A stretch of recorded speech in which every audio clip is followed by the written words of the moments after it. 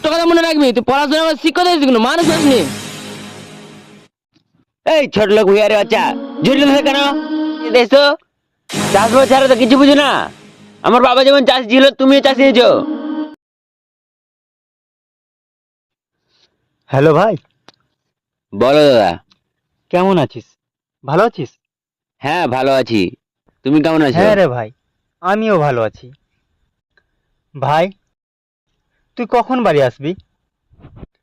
তোর জন্য মনটা আমার কেমন কেমন করে। ভাই রে, তাড়াতাড়ি বাড়ি আয়। ঠিক আছে দাদা, কিছুদিন পর বাড়ি যাবো, এখন ফোন রাখছি।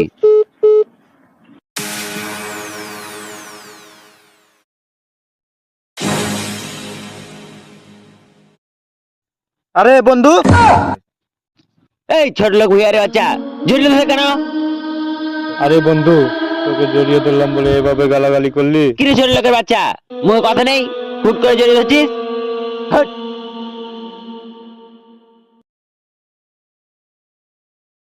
কিরে বন্ধু, কেমন আছিস?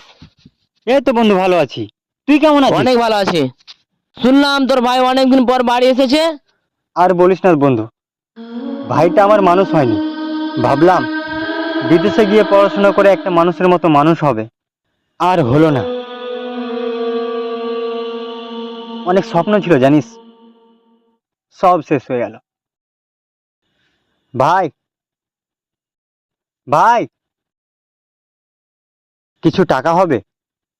জমিতে রাসায়নিক সার দিতে হবে। আমি টাকা কোথায় পাবো?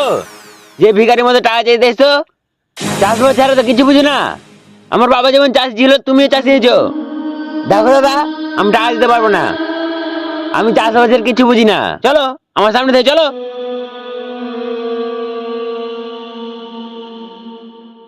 কিরে, বিদেশ থেকে পড়াশোনা করে নিজে খুব জ্ঞানী মনে করছিস?